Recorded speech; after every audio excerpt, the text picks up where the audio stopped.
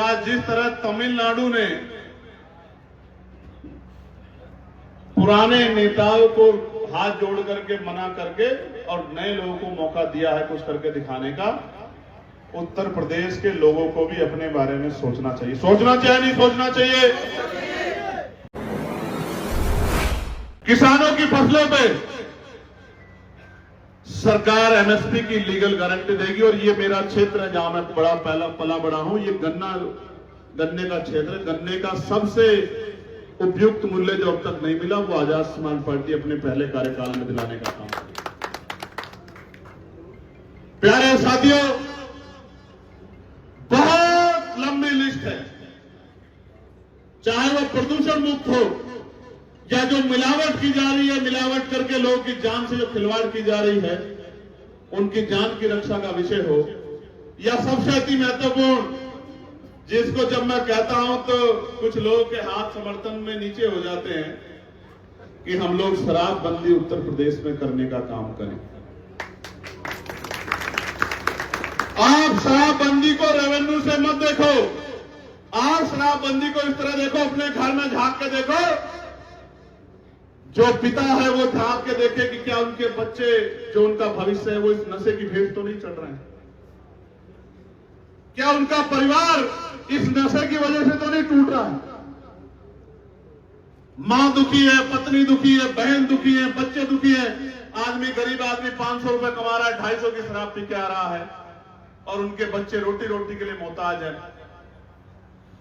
मैंने कितने घर शराब के कारण टूटते देखे, कितने नौजवान, मैं युवा हूं, नौजवानी को बर्बाद होते नहीं देख सकता अपनी आंखों से। मुझे अंतर्राष्ट्रीय साजिश का हिस्सा नजर आता है कि हमारे लोगों को नशे में और शराब के साथ अन्य नशों में झोंक के हमारी जवानी, जो जिसने मुकाबला करके अंग्रेजों को भगाया था, उस जवानी को कमजोर किया जाए।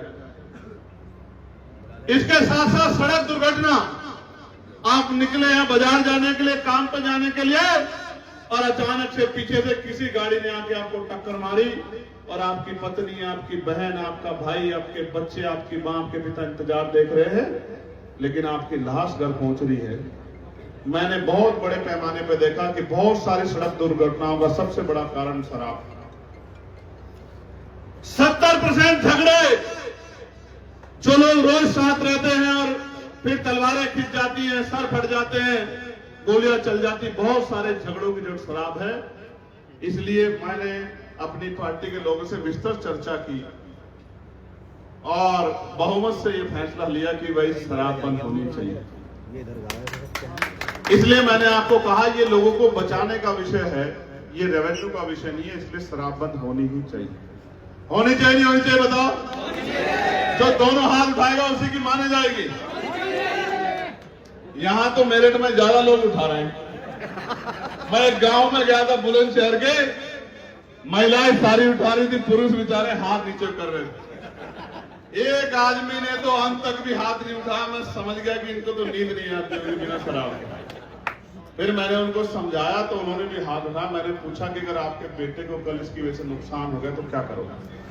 तो उन्होंने माना कि आपकी बात सही है, मैं भी छोड़ना चाहता हूं लेकिन छोड़ नहीं पा रहा हूं। मैंने कहा कि अपनी जो ताकत है, विल पावर, उसको एक बार अपने ऊपर कंट्रोल कर लो। ये आपको आर्थिक नुकसान भी देती है, सामाजिक भी देती है, राजनीतिक भी देती है, हर तरह के नुकसान देती है।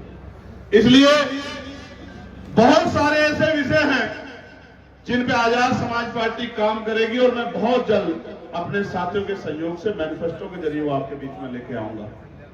लेकिन मैं आपको कहना चाहता हूं, आज बदलाव का दौर चल रहा है। आज बदलाव का दौर चल रहा है। जिस तरह तमिलनाडु ने पुराने नेताओं को हाथ जोड़ करके मना करके और नए लोगों को मौका दिया है कुछ करके दिखाने का, उत्तर प्रदेश के लोगों को भी अपने बारे में सोचना चाहिए। सोचना चाहिए नहीं सोचना चाहिए? जैसे अभी एक पार्टी ने कहा, वो विपक्ष की पार्टी है, कि हम लोग पुरानी पेंशन लागू करेंगे। और मैंने कहा कि 5 साल जब आपने सरकार चलाई तब आपने पुरानी पेंशन क्यों नहीं लागू की भाई? तब किसने रोक लिया था आपको? क्योंकि आज हमने ये मुद्दा बना दिया है आज ये मुद्दा बन के लोगों के बीच में आ गया, तो आज उनको भी कहना पड़ रहा है कि पुरानी पेंशन लागू करेंगे। वो ये भी कह रहे हैं कि हम केजी से पीजी की पढ़ाई मुफ्त करेंगे। और मैं आपको ऐलान से कहना चाहता हूं, इतिहास पढ़ लेना, उनकी सरकार में भी प्राइवेट स्कूलों को खूब ताकत मिली है और सरकारी स्कूलों पर डंडा चला है और डिमोशन भी बहुत बड़े पैमाने पर हुए। इसलिए मैं आपको कहना चाहता हूं, अगर आप लोग संघर्ष करने का मन बना लो, मेहनत करो। और मेरे पत्रकार बंधुओं को कहना चाहता हूं, बहुत पुराने पुराने चेहरे हैं, ये बड़ी बड़ी सुरक्षा की गारंटी देने वाली सरकार नीट का पेपर सुरक्षित नहीं रख पा रही है। ये सुरक्षित रख पा रही है क्या? नहीं रख पा रही है। 22 लाख बच्चों के भविष्य से खिलवाड़ कर दिया इन्होंने। और उत्तर प्रदेश की तो कोई भर्ती ऐसी नहीं है बाबर भाई, कोई भर्ती ऐसी नहीं है नूर भाई जिसमें पेपर लीक ना होता या आरक्षण में घोटाले ना होते। एक तरफ सत्ता इनको मार रही है, कमजोर वर्गों को, दलितों, पिछड़ों, मुसलमानों को, और दूसरी तरफ विपक्ष के लोग भी बैठ के तमाशा देख रहे हैं। इसलिए हमें कमर कसनी पड़ेगी, हमें किसी के भरोसे की जरूरत नहीं, हम लोग खुद जाके मेहनत करेंगे और अपनी ताकत बनाने का काम।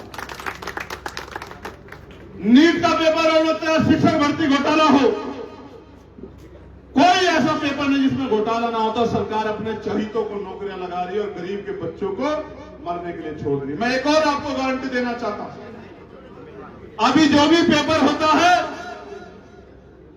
मैं भी जब युवा अवस्था में था, मैंने बहुत सारे एग्जाम भरे और चुनाव से पहले, सनुज भाई सुन रहे होंगे, चुनाव से पहले कई भर्तियों के फार्म आ जाते हैं और वो भर्तियां फिर आचार संहिता की भेंट चढ़ जाती, पूरे नहीं होती।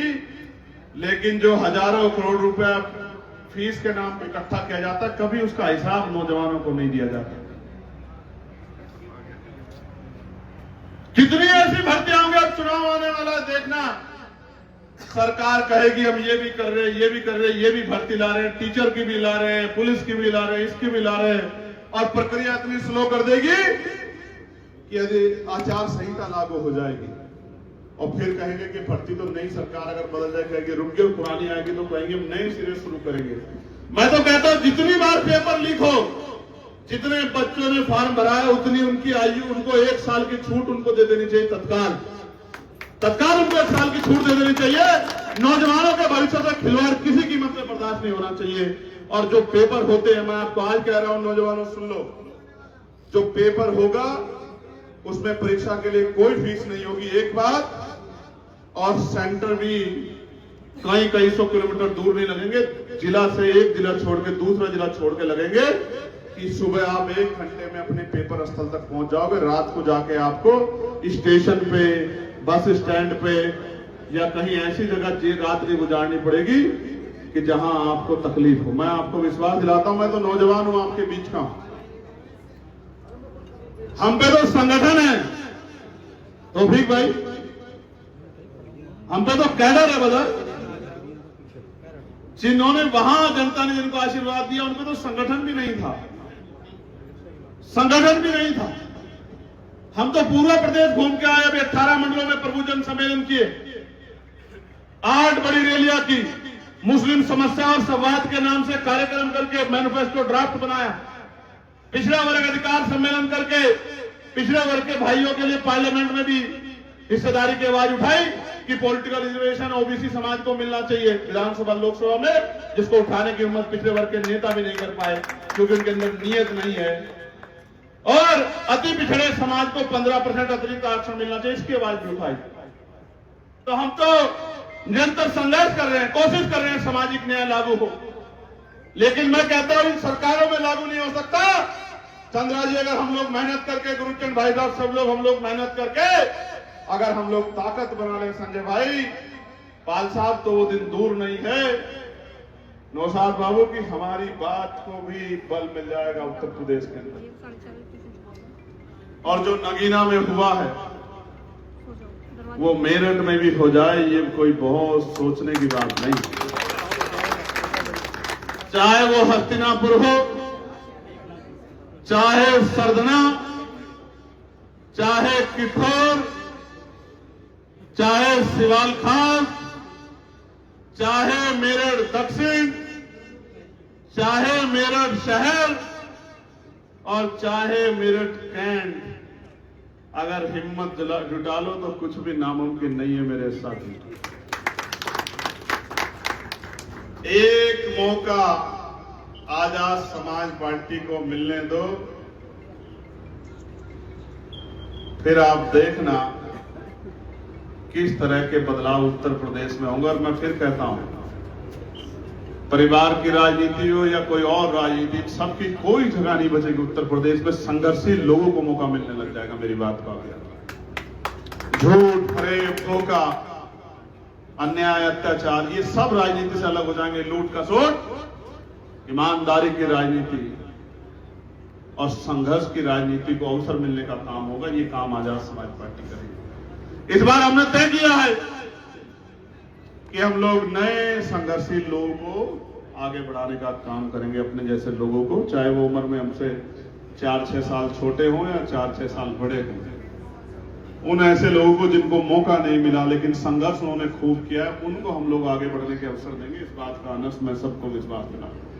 लेकिन मैं आपसे भी अपेक्षा करता हूं कि आप लोग जो है, तमाम हमारे साथी मोनू भाई, सब लोग, फाइम भाई, सब लोग मेहनत करें, मिलकर लगे रहे। सब लोग जो है, कोई कस्बा हो, कोई अजीत भाई, कोई शहर हो, कोई जो है नगर हो, कोई विधानसभा हो, कोई गली हो, बस कुछ मत करो। जो बात मैं कह रहा हूं, हमने इतना संघर्ष किया है, किसान भाइयों के साथ खड़े रहे, पहलवान बेटियों के सम्मान की लड़ाई लड़ते रहे, नौजवानों के हर अन्याय में उनके साथ खड़े, जितना अन्याय उनकी भर्तियों में, मुस्लिम भाइयों के साथ जेल तक गए, लाठियां तक खाई, उनको कभी अकेला नहीं रहने दिया। और कोई कमजोर वर्ग ऐसा नहीं दलित पिछड़े समाज का। मैं यहीं आया था, पाल समाज के पास हमारे संजीव पाल साहब पड़े, जब एक बच्चे को मार दिया था, कोई आना नहीं चाहता था रिठानी में, आकाश पाल को। मेरे बाद यहाँ के विधायक सांसद भागे नहीं भागे, कोई जाना नहीं चाहता था। मैं वहां गया कौशाम्बी में, पाल समाज की बच्ची को, हमारी बहन को जब अन्याय उसके साथ कर दिया, फोर्स लगा के और लाठी चार्ज करके हमारी हिम्मत को तोड़ना चाहते हैं। इनसे नहीं डरने वाले हम लोग, इस जुर्म से नहीं डरने वाले हम लोग। मैं बताना चाहता हूं, लाठी गोली की सरकार नहीं चलेगी अब की बार। इस बार जनता की सरकार बनेगी।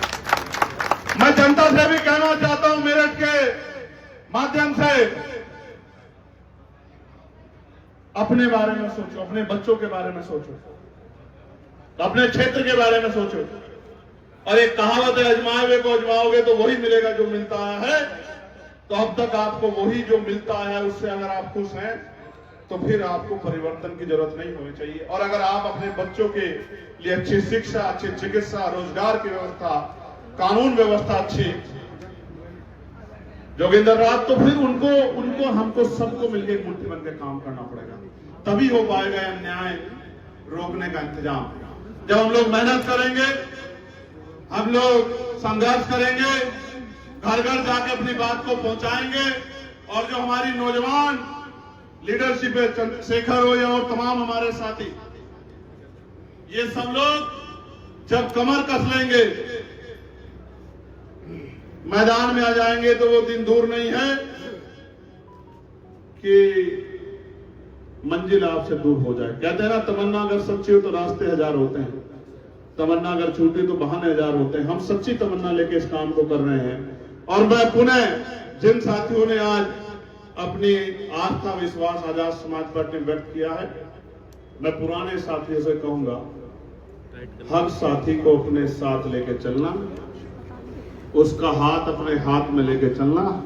हम लोग प्रेम भाईचारे की राजनीति करेंगे और जनता के लिए राजनीति करेंगे। अब तक तो जनता राजनीति की शिकार हुई है, उन्हीं का वोट लेते हैं, और चुनाव से 2 महीने पहले तक अजय भाई उनके आगे हाथ जोड़ते हैं, उनके पैर छूते हैं, कहते हैं माँ मेरे सर पे हाथ रख दो, दादी मेरे सर पे हाथ रख दो, चाचा ताया ताई मेरे सर पे हाथ रख दो। और जब चुनाव बीत जाता है और जब बन जाते हैं विधायक, सांसद, मंत्री, तो उन बस्तियों की तरफ पलट के भी नहीं देखते। कब तक आप इसके शिकार होते हैं? मैं गया था मेरठ में, जहां बच्चे डूबे थे मेरी सभा के बाद, क्या हालात है उस जगह की। वो मेरठ शहर है, दिव्य मेरठ का ऐसा बनाया जैसे जानवर रहते हैं।